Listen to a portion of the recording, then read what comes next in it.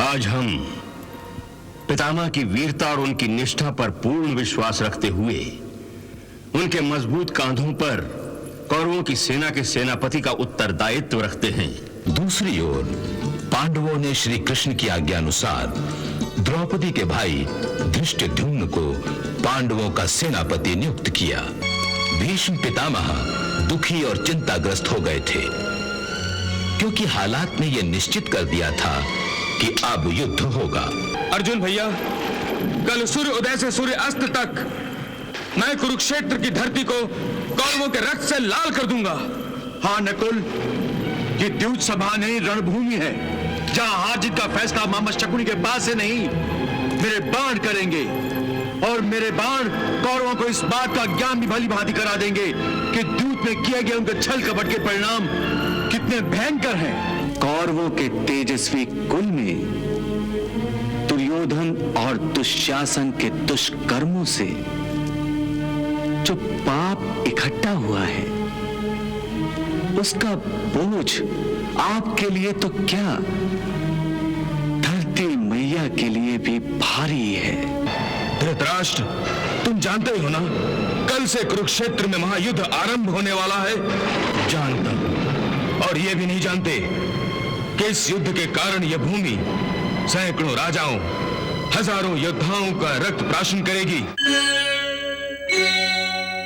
आज हम पितामह की वीरता और उनकी निष्ठा पर पूर्ण विश्वास रखते हुए उनके मजबूत कांधों पर कौरवों की सेना के सेनापति का उत्तरदायित्व रखते हैं। कुल गुरु कृपाचार्य,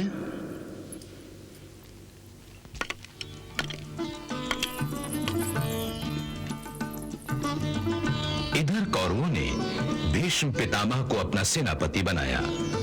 भीष्म पितामह, जिनकी शक्ति उनकी वो प्रतिज्ञा थी जो उन्होंने हस्तिनापुर की सुरक्षा के लिए ली थी। दूसरी ओर पांडवों ने श्री कृष्ण की आज्ञा अनुसार द्रौपदी के भाई धृष्टद्युम्न को पांडवों का सेनापति नियुक्त किया। धृष्टद्युम्न, आज से हम तुम्हें पांडवों का सेनापति नियुक्त करते हैं। तुम्हारे नेतृत्व में पांडवों की सेना युद्ध करेगी।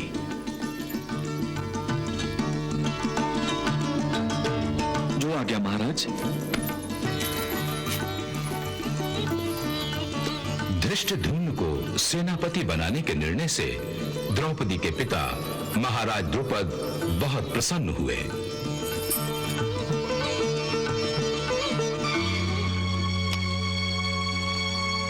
भीष्म पितामह दुखी और चिंताग्रस्त हो गए थे, क्योंकि हालात ने यह निश्चित कर दिया था कि अब युद्ध होगा। उनकी समझ में यह नहीं आ रहा था कि क्या करें क्या न करें। इस दुविधा से निकलने और मार्गदर्शन के लिए वो अपनी माता गंगा के पास गए और अपनी समस्या और दुख प्रकट किया।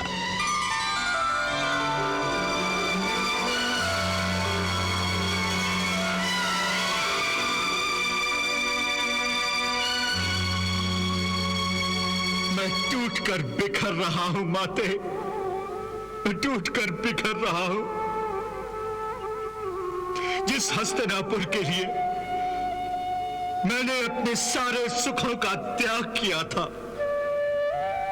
जिस हस्तिनापुर के राज सिंहासन की रक्षा के लिए मैंने आजीवन ब्रह्मचर्य की प्रतिज्ञा ली थी, आज उसी राज सिंहासन के लिए भाई भाई में तलवारें निकल आई है। मैंने कभी सपने में भी नहीं सोचा था कि मुझे अपने प्रिय पांडवों के विरुद्ध हथियार उठाने पड़ेंगे। बता, क्या यही दिन देखने के लिए मुझे लंबी आयु का वरदान मिला था? पुत्र, समस्याओं से घबराकर मृत्यु को ढूंढना, जीवन को कोसना एक वीर पुरुष को शोभा नहीं देता। तो फिर मैं क्या करूं माते, मैं क्या करूं? मैं जीवन के ऐसे विचित्र मोड़ पर खड़ा हूं जहां से कुछ दिखाई नहीं देता। वत्स, जब मनुष्य को ममता की शीतल छांव में शांति ना मिले तो फिर उसे भगवान की शरण में जाना चाहिए, क्योंकि ममता की छांव के बाद यदि कहीं शांति मिलती है तो वो प्रभु की शरण में है। इसलिए वत्स, तुम भगवान श्री कृष्ण का सच्चे मन से स्मरण करके उनकी शरण में जाओ। वही तुम्हें आत्मा की सच्ची शांति मिलेगी, वही तुम्हारा मार्गदर्शन करेंगे। जो आज्ञा माता श्री।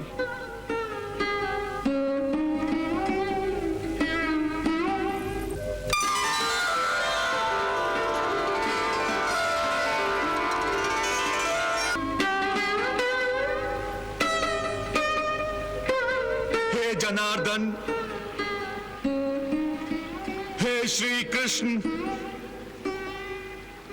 हे जगत के पालनहार, हे विष्णु के अवतार, मैं आपको प्रणाम करने आया हूं। कृपा करके मुझे दर्शन दे। मैं आपकी शरण में आया हूं प्रभु, मैं आपकी शरण में आया हूं।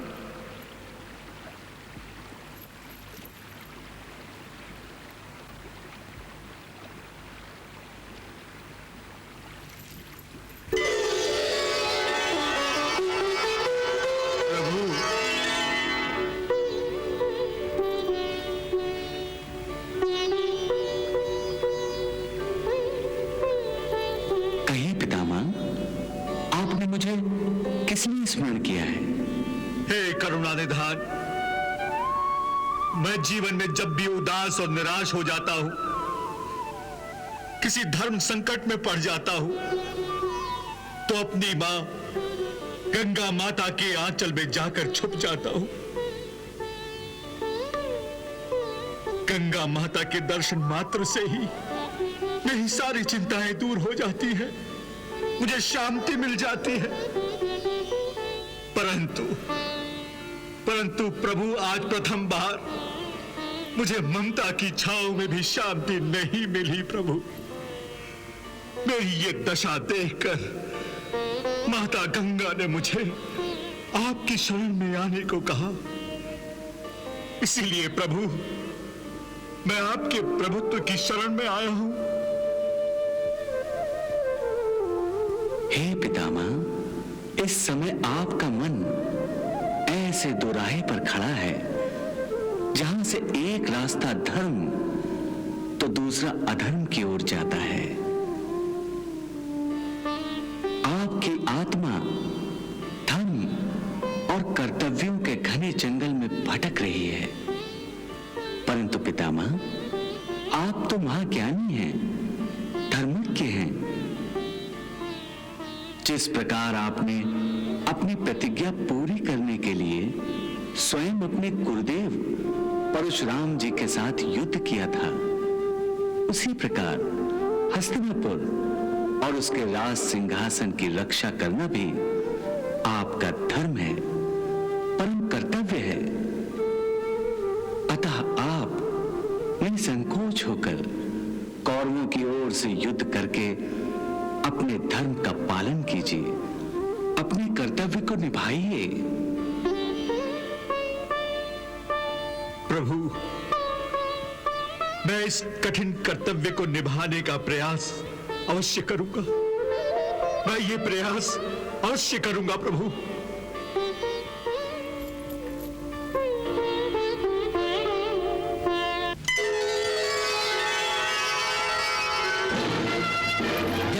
अनिवार्य हो गया तो दोनों ओर के सेनापतियों ने अपनी अपनी सेना को कुरुक्षेत्र की युद्ध भूमि की ओर बढ़ने का आदेश दिया।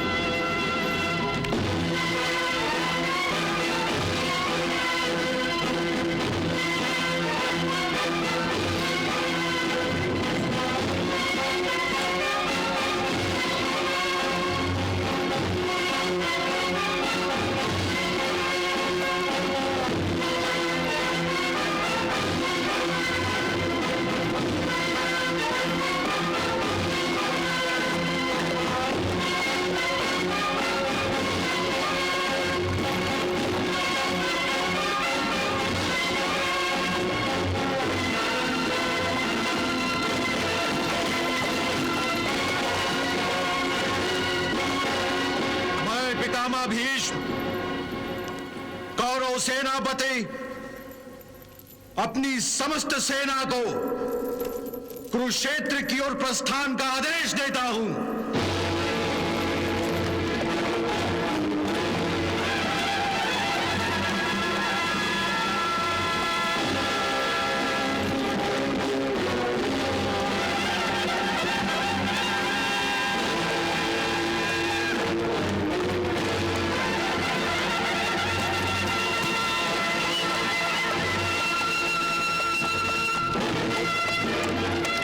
इस महाभयंकर युद्ध को टालने का हर प्रयास जब विफल हो गया तो दोनों ओर की सेनाएं आखिर महाविनाश की ओर बढ़ने लगी।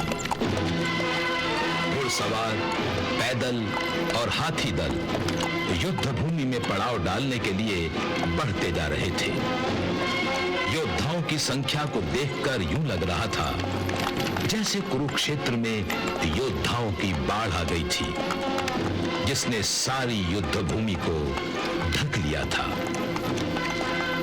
इस महाविनाशकारी युद्ध को रोकने का हर प्रयास किया गया था, परंतु मनुष्य चाहे जो करे, विधि ने जो घटना निश्चित कर दी है उसे कोई नहीं टाल सकता। विधि का विधान ऐसा ही है।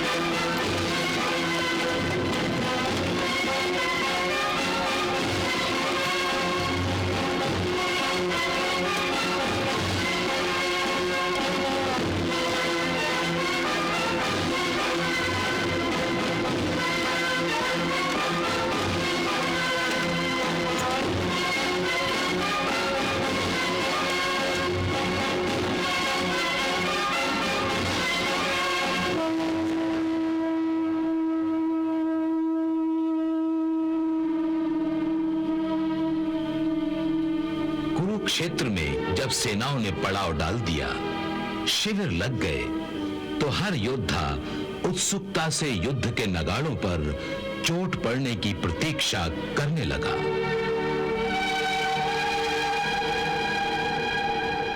अर्जुन भैया, कल सूर्य उदय से सूर्य अस्त तक मैं कुरुक्षेत्र की धरती को कौरवों के रक्त से लाल कर दूंगा। हाँ नकुल, ये द्यूत सभा नहीं रणभूमि है, जहां हार जीत का फैसला मामा शकुनी के पास से नहीं, मेरे बाण करेंगे। और मेरे बाण कौरवों को इस बात का ज्ञान भी भली भांति करा देंगे कि द्यूत में किए गए उनके छल कपट के परिणाम कितने भयंकर हैं। युद्ध से पूर्व की उस अंतिम रात को कौरवों और पांडवों के शिविर में दोनों सेनाओं के प्रमुख सर जोड़े बैठे थे। सभी कल आरंभ होने वाले युद्ध की मंत्रणा कर रहे थे, युद्ध नीति तय कर रहे थे, युद्ध के दांव पेंच तय कर रहे थे।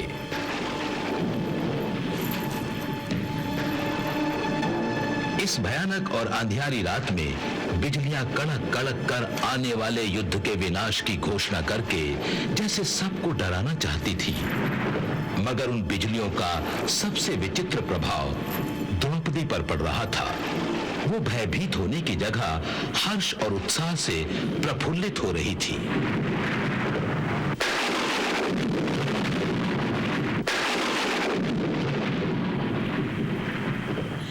कल सूर्योदय से यहाँ रणवाद्यों और तुतारियों की आवाजें गूंजने लगेंगी, तलवारों की खनक, धनुषों की टणकार और योद्धाओं की भयानक चीखें सुनाई देंगी। परंतु मुझे तो उनकी आवाजें शादी में बजने वाली शहनाइयों से भी अधिक मीठी और प्यारी लगने लगेंगी, जिनको सुनकर मेरी आत्मा खुशी से झूमेगी और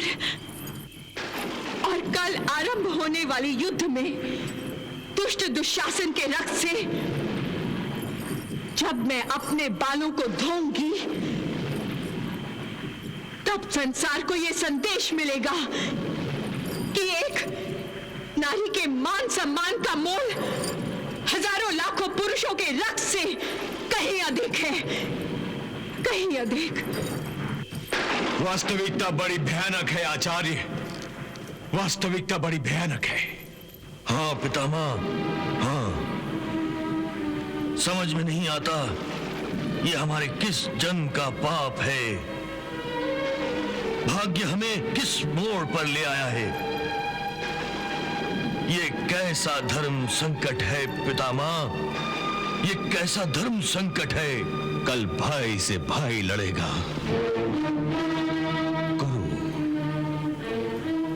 गुरु अपने शिष्य पर कमान तानेगा और शिष्य अपने गुरु पर बाण छोड़ेगा। आचार्य, हम अपनी तलवारों और बाणों के प्रहार से पहाड़ का सीना तो चीर सकते हैं, परंतु भाग्य का लिखा एक पृष्ठ भी नहीं पलट सकते। द्वारिकाधीश की जय हो। कौरव सेनापति पितामह भीष्म शिविर में आने की आज्ञा चाहते हैं। उन्हें आदर सहित अंदर ले आओ। जो आज्ञा।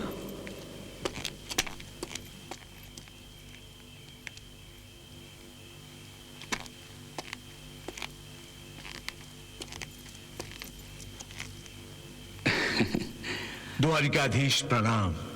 प्रणाम पितामह। पधारिए, आसन ग्रहण कीजिए।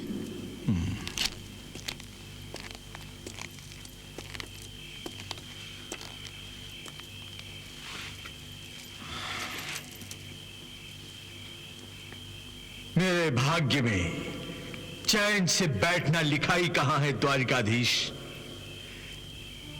ये बूढ़ा पितामह हस्तिनापुर के प्रति अपनी प्रतिज्ञा, अपनी निष्ठा निभाते निभाते थक गया है। मुझे क्या पता था कि अपनी प्रतिज्ञा का धर्म निभाते हुए अधर्म का साथ देकर मुझे धर्म के विरुद्ध लड़ना होगा। कृष्णा, अब इन बूढ़े कांधों में हस्तिनापुर के दायित्व का भार उठाने की शक्ति नहीं रही,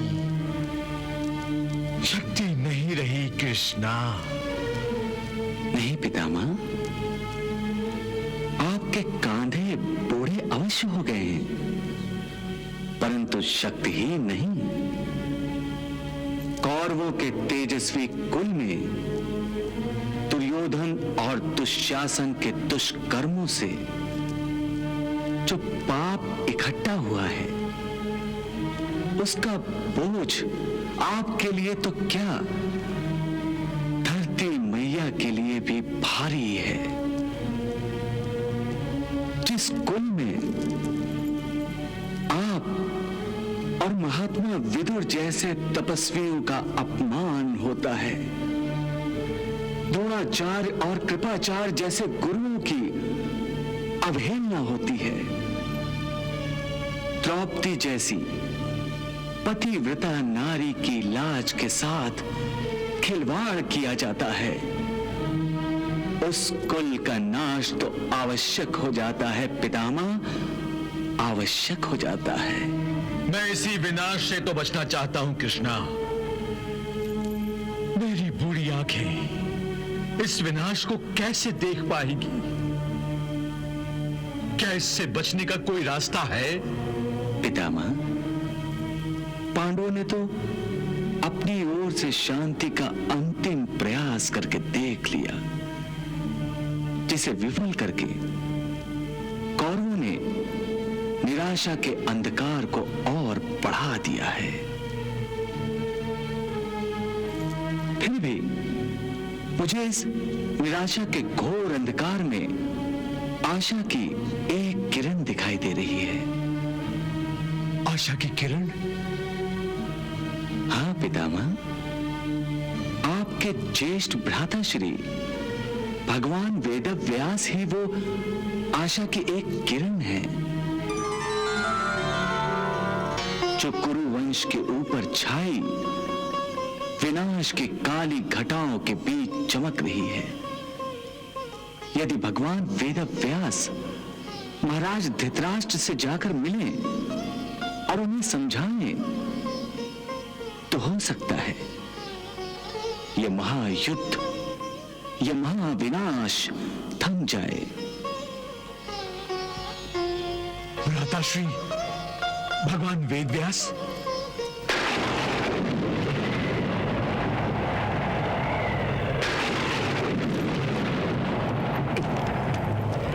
तातश्री प्रणाम। तातश्री आयुष्मान भव। विराजिए तातश्री।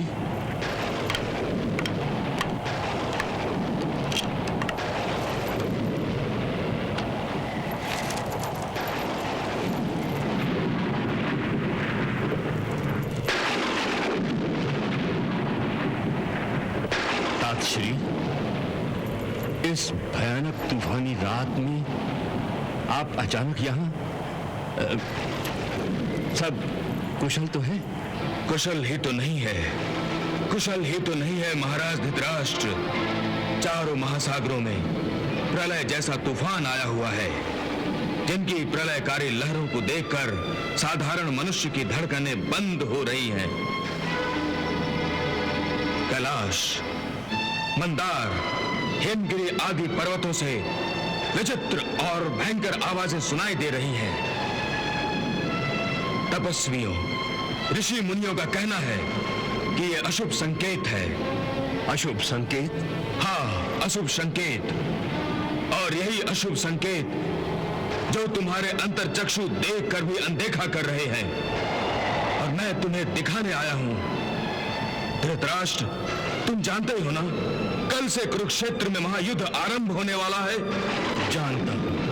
और ये भी नहीं जानते कि इस युद्ध के कारण यह भूमि सैकड़ों राजाओं, हजारों योद्धाओं का रक्त प्राशन करेगी। भीषण संहार होगा धृतराष्ट्र, भीषण संहार होगा। धृतराष्ट्र, युद्ध से पहले की यह अंतिम रात है, और इस गंभीर और भयानक रात के अंधेरे में बिजलियां तड़प तड़प कर आने वाले कल के महाविनाश की झांकियां दिखाने की चेष्टा कर रही है। तातश्री, अच्छा है कि मैं अंधा हूं, अपनी आंखों से इस महाविनाश को देख भी नहीं सकता, और देखने का मनोबल भी मुझ में नहीं है। तो फिर तुमने इस महायुद्ध, इस महाविनाश को रोका क्यों नहीं? काश मैं रोक सकता। तुम अवश्य रोक सकते थे, परंतु राजलोभ और पुत्र मोह के अधीन होकर तुमने दुर्योधन के माध्यम से अपने ही कुल का जो संहार का आयोजन किया है, वो सर्वथा अनुचित है।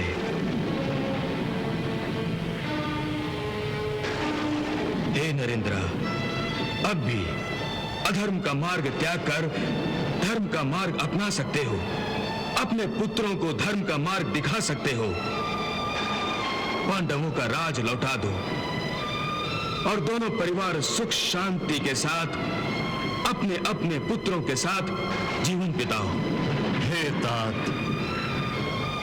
आप तो परम ज्ञानी हैं, और मैं एक साधारण सा मनुष्य। मैं नहीं चाहता कि मेरे हाथों कोई अधर्म घड़े, परंतु मेरे पुत्र अब मेरे अधीन नहीं रहे। मैं प्रारब्ध को कैसे बदल सकता हूं? मैं इस युद्ध को नहीं रोक सकता। मुझे क्षमा कीजिए, मुझे क्षमा कीजिए। मैं तुम्हें शायद क्षमा कर भी दूं धृतराष्ट्र, परंतु कुरुक्षेत्र में जो कुछ घटने वाला है उसके लिए इतिहास तुम्हें युगों युगों तक क्षमा नहीं करेगा धृतराष्ट्र। तातश्री,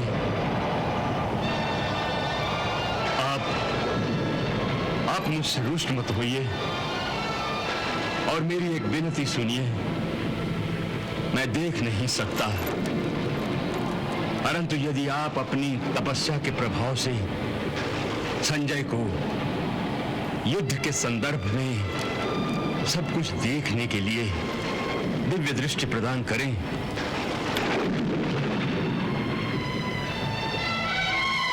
तो मैं युद्ध की हर घटना का वर्णन सुन तो सकता हूं। ठीक है, तुम यदि चाहो ये दिव्य दृष्टि मैं तुम्हें भी प्रदान कर सकता हूं। नहीं नहीं नहीं तातश्री, मुझे ऐसी दिव्य दृष्टि नहीं चाहिए। क्यों धृतराष्ट्र, सत्य का सामना करने से डर गए? कैसे न डरूं तातश्री,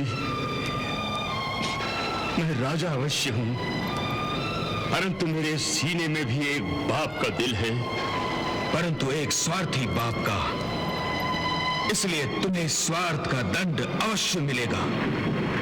ठीक है, तुम इस महाविनाश को देखना नहीं चाहते, परंतु इस महाविनाश का समाचार तुम्हें घटना के हर पल मिलता रहेगा। इसलिए तुम्हारे ही इच्छानुसार ये दिव्य दृष्टि तुम्हारे मंत्री संजय को देता हूं, जो तुम्हें युद्ध भूमि के हर पल का समाचार देता रहेगा।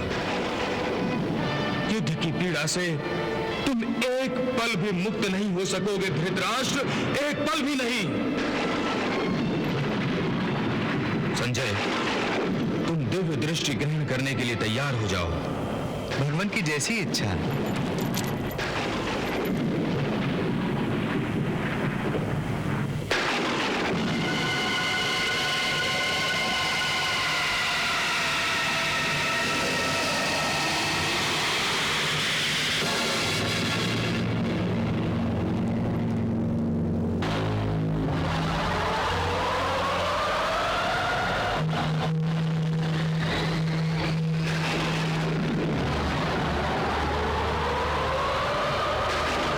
मैं सब कुछ देख सकता हूं भगवत, मैं सब कुछ देख सकता हूं। मुझे सारा कुरुक्षेत्र मेरे आंखों के सामने दिखाई दे रहा है। मुझे ऐसा लग रहा है जैसे मैं स्वयं कुरुक्षेत्र में खड़ा हूं। संजय, क्या तुम मुझे बता सकते हो कि मेरा प्रिय पुत्र दुर्योधन कहां है? धृतराष्ट्र, मेरे इतना समझाने पर भी तुमने पुत्र मोह का त्याग नहीं किया। अभी समय है धृतराष्ट्र, अभी समय है। जो अनर्थ होने वाला है उसका स्मरण करो, अपनी बुद्धि स्थिर करो। इस कुल के ज्येष्ठ होने के नाते मैंने तुम्हें सत्यता का ज्ञान करा दिया। मेरे कर्तव्य की सीमा यहीं तक थी। अब मैं वापस जाना चाहूंगा। प्रणाम ताक्षरी। प्रणाम। ईश्वर भी समझाए तो ना समझे नादान, बुद्धि भ्रष्ट को ना रहे भले बुरे का ज्ञान, ना समझे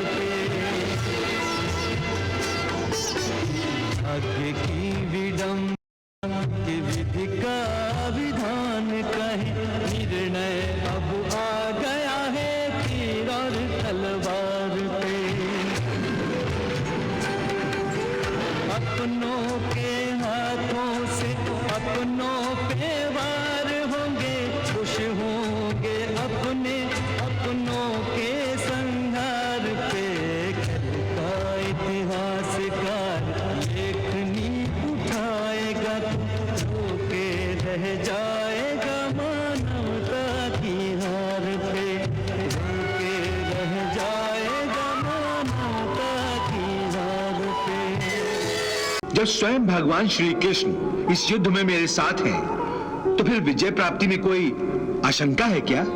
हे पार्थ, यह आशंका की बात नहीं, दैवी मर्यादा की बात है। स्वयं मैंने भी राम के अवतार में लंका युद्ध से पहले भगवती दुर्गा जी की पूजा करके विजय का आशीर्वाद प्राप्त किया था। हे पांडव, चिंता त्याग दो। तुम थोड़े ही समय में शत्रु को जीत लोगे। आप दोनों नर नारायण का रूप हो, इसलिए साक्षात इंद्र भी आप दोनों से युद्ध में शत्रुता मोल लेने का साहस नहीं करेंगे। तो फिर अन्य शत्रु कितने भी बलवान हों, आपके आगे तुच्छ है। मुझे केवल चिंता है पितामह के प्राणों की। अरे उन पर भला कौन शस्त्र उठा सकता है? पितामह ने पांडवों का वध करने का निर्णय लिया है। यदि युद्ध के समय पितामह की बाणों की दिशा के सामने पांडव आ गए तो अवश्य ही पितामह के बाणों की दिशा बदल जाएगी। परंतु मुझे पांडवों पर विश्वास नहीं है। वो उस क्षण का लाभ उठाकर पितामह पर अवश्य वार करेंगे। ओम भूर्भुवः स्वाहा तत्सवितुर्वरेण्यं भर्गो देवस्य धीमहि धियो यो नः प्रचोदयात् स्वाहा। ओम विश्वानि देव सवितर्दुरितानि परासुव यद्भद्रं तन्न आसुव स्वाहा। ओम अग्नये स्वाहा इदं अग्नये इदं नमः। ओम अंतरिक्षाय स्वाहा इदं अंतरिक्षाय इदं नमः। ओम इंद्राय स्वाहा इदं इंद्राय इदं नमः। ओम नमः शंभवाय च मयो भवाय च नमः शंकराय च मयस्कराय च नमः शिवाय च शिवतराय च स्वाहा। ओम वायवे स्वाहा इदं वायवे इदं नमः।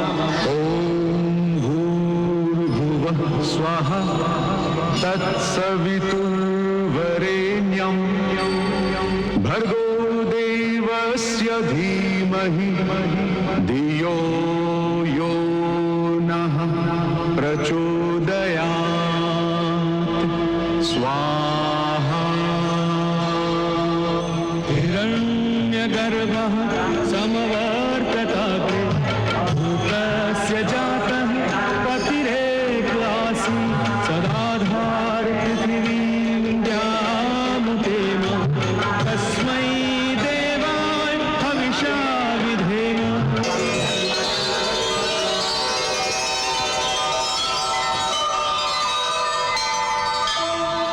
ओम पूर्णमदः पूर्णमिदं पूर्णात् ठहरो पार्थ।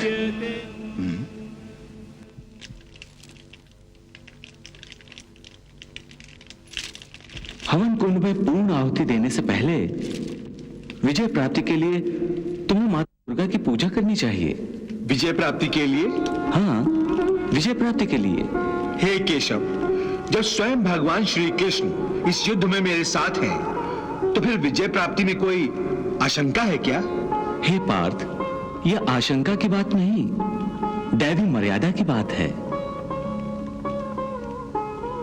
इस अनंत सृष्टि का सारा कारोबार जिस शक्ति के द्वारा संपन्न होता है, वो शक्ति भगवती दुर्गा है। भगवान का एक रूप केवल संकल्प का है और भगवान का ही दूसरा रूप उस संकल्प को साकार करने वाली शक्ति रूपा भगवती दुर्गा है। अर्जुन, जिस शक्ति के बिना इस संसार में एक पत्ता भी नहीं हिल सकता, उसी शक्ति का आशीर्वाद विजय पाने के लिए समस्त प्राणियों के लिए आवश्यक है। स्वयं मैंने भी राम के अवतार में लंका युद्ध से पहले भगवती दुर्गा जी की पूजा करके विजय का आशीर्वाद प्राप्त किया था। इसलिए दुर्गा माता की पूजा करके उनका आशीर्वाद प्राप्त करो। वो सदार्थ चित्ता है, अपने सच्चे भक्तों पर जल्दी ही प्रसन्न हो जाती हैं। वो महादुर्ग, प्रशमनी और महाभय विनाशिनी हैं। उनके 9 नामों का उच्चारण करने से ही वो प्रसन्न हो जाती हैं। इसलिए मन में उनके 9 दुर्गा रूपों को धारण करके उनसे विजय का वरदान मांगो।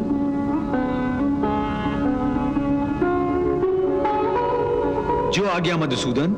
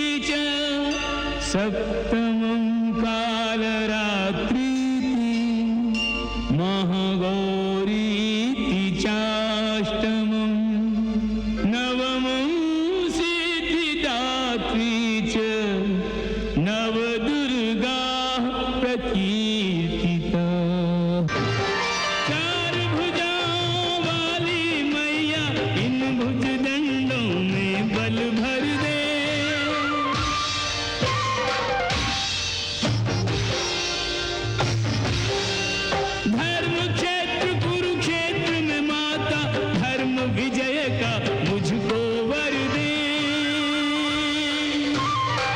अंबिके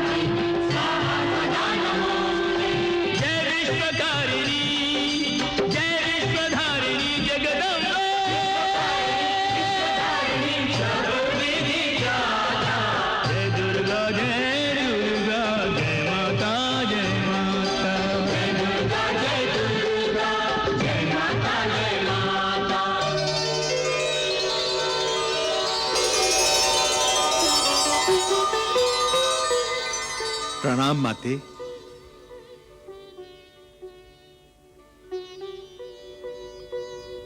हे अर्जुन, मैं तुम्हारी भक्ति से प्रसन्न हूं। मांगो, तुम्हें मुझसे क्या वर चाहिए?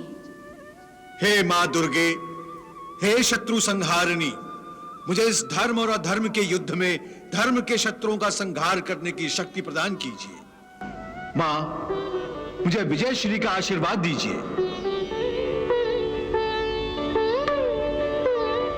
हे देवी, आप मेरे सखा अर्जुन पर कृपा करें।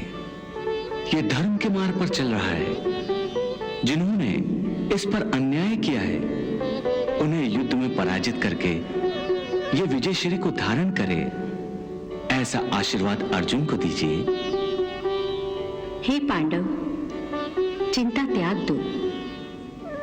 तुम थोड़े ही समय में शत्रु को जीत लोगे। आप दोनों नर नारायण का रूप हो, इसलिए साक्षात इंद्र भी आप दोनों से युद्ध में शत्रुता मोल लेने का साहस नहीं करेंगे। तो फिर अन्य शत्रु कितने भी बलवान हों, आपके आगे तुच्छ हैं। इस युद्ध में अंतिम विजय आपकी ही होगी। तथास्तु।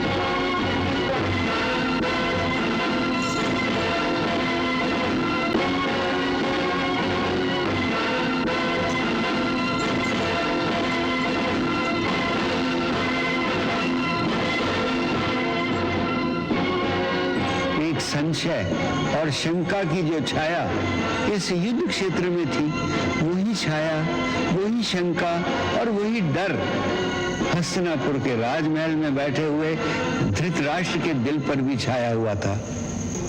वो भी चिंतित थे कि इस युद्ध का परिणाम क्या होगा, कौन जीतेगा, कौन हारेगा, कौन जीवित लौटेगा और कौन वापस घर नहीं आएगा। इसी आशंका में घिरे हुए महाराज धृतराष्ट्र ने संजय से पूछा, धर्म क्षेत्रे कुरुक्षेत्रे संवेता युयुत्सवा मामका पांडवाश्चैव किम कुर्वत संजय। हे संजय, कुरुक्षेत्र जो धर्म क्षेत्र भी है, वहां युद्ध करने की इच्छा से इकट्ठा हुए मेरे पुत्रों और पांडु पुत्रों ने क्या क्या किया, ये तुम मुझे बताओ।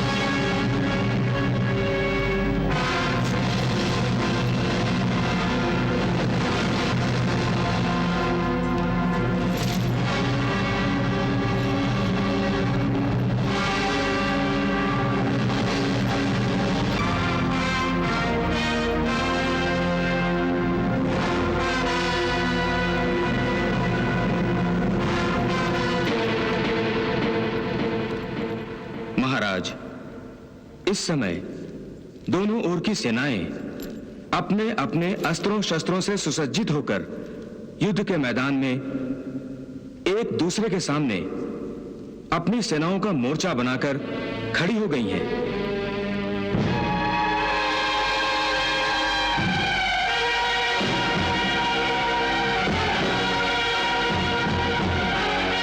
दोनों ओर की सेनापतियों ने अपने अपने व्यूह की रचना बना के अपनी अपनी सेनाओं को मोर्चा बना लिया है।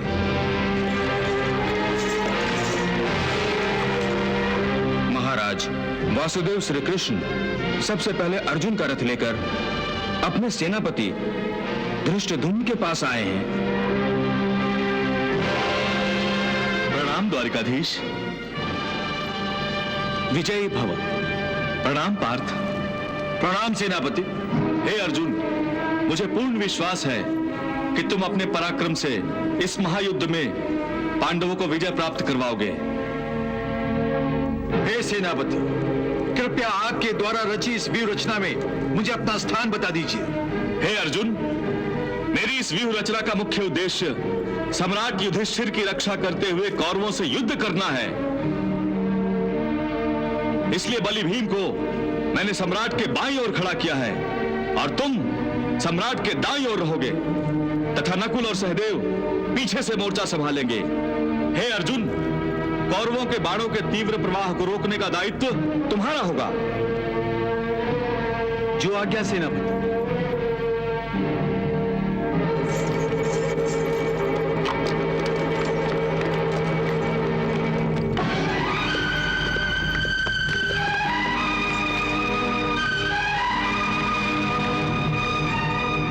हे महाराज, पांडवों की व्यूह रचना देखकर युवराज दुर्योधन आचार्य द्रोण के पास जा रहे हैं। प्रणाम आचार्य। हे गुरुवर, मुझे इस युद्ध के निर्णय की तनिक भी चिंता नहीं है। आप जैसा श्रेष्ठ इच्छाभेदी धनुर्धारी जो उड़ती हुई चिड़िया पर आंखें बंद करके निशाना लगा सकता है, वो जिस पक्ष में हो, वो पक्ष युद्ध में कैसे पराजित हो सकता है। गुरुवर, मुझे केवल चिंता है पितामह के प्राणों की। हाँ गुरुवर, पितामह के प्राणों की।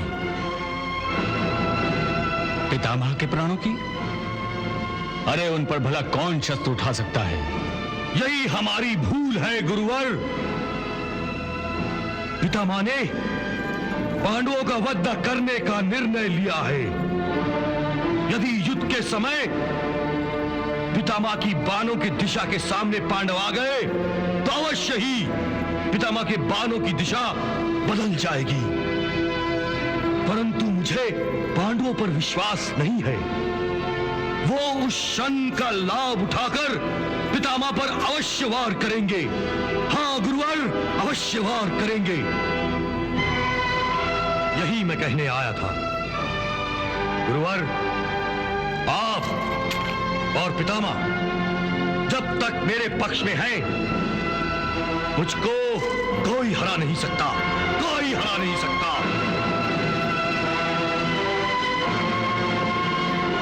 राम आचार्य।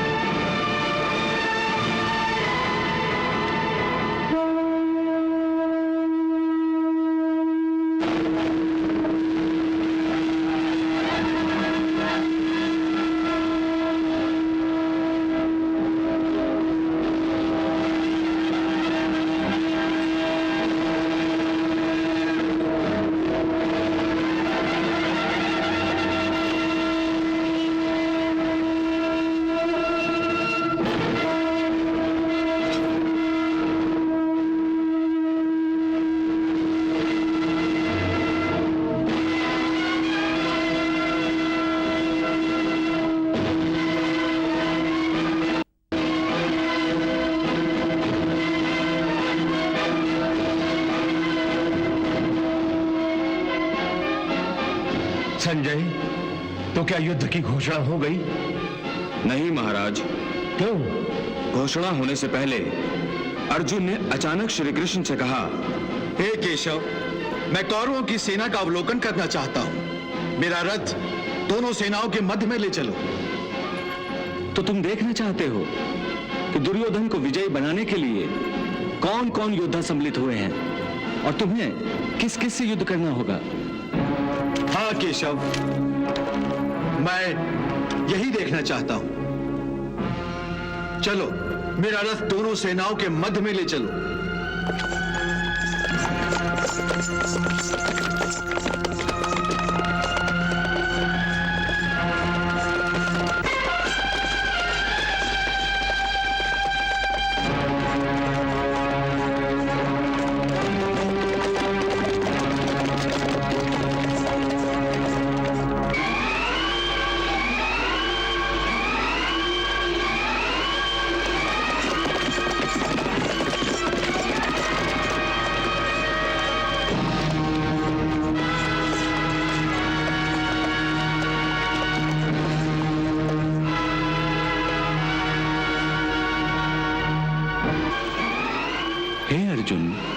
तुम्हारी इच्छा के अनुसार मैं तुम्हारा ये रथ दोनों सेनाओं के मध्य में ले आया हूं।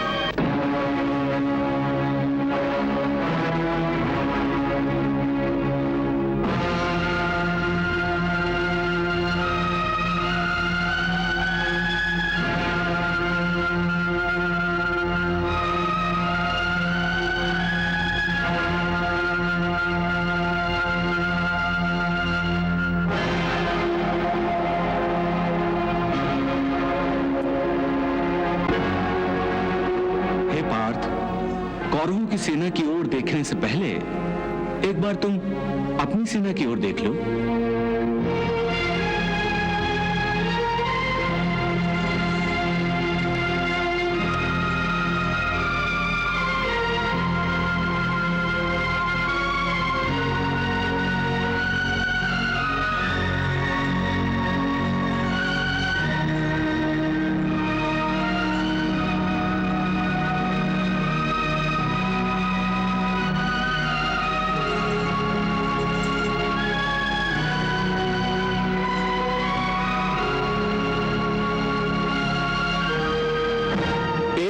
बलभीम खड़ा है जो अपनी प्रतिज्ञाओं को पूरा करने के लिए उत्सुक है।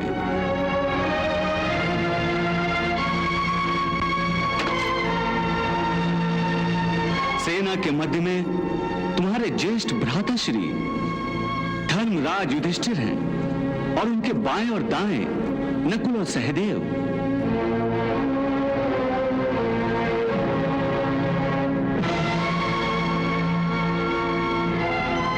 ये तुम्हारे चारों भाई तुम्हारी गांडीव की टंकार सुनने के लिए बेचैन हैं। इन चारों भाइयों ने तुम्हारा दुख और सुख में साथ दिया है, परंतु अब वो अपने अपमान का प्रतिशोध लेने के लिए उत्सुक हैं।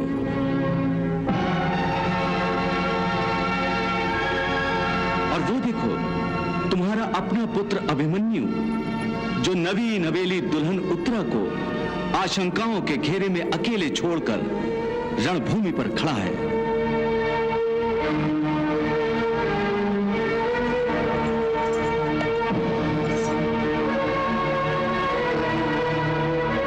और वो देखो, तुम्हारा सेनापति धृष्टद्युम्न, जो अपनी बहन के अपमान का प्रतिशोध लेने इस युद्ध के प्रारंभ होने की प्रतीक्षा कर रहा है। और अब तुम शत्रु की सेना की ओर देखो। सेना के अग्र में खड़े हैं पितामह भीष्म, पांडवों के और तुम्हारे सबसे बड़े शत्रु। पितामह और हमारे सबसे बड़े शत्रु?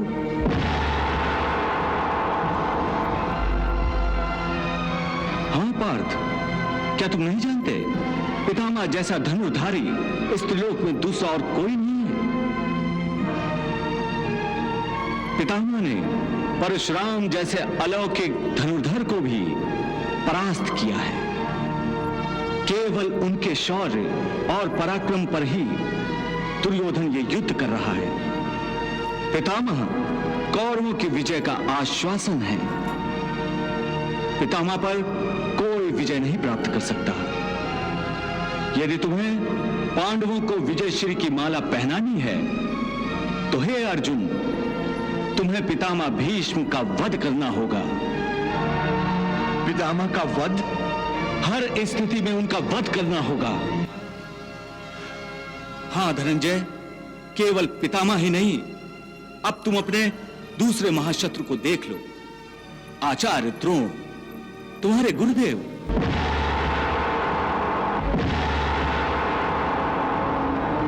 तुम्हारा महाशत्रु।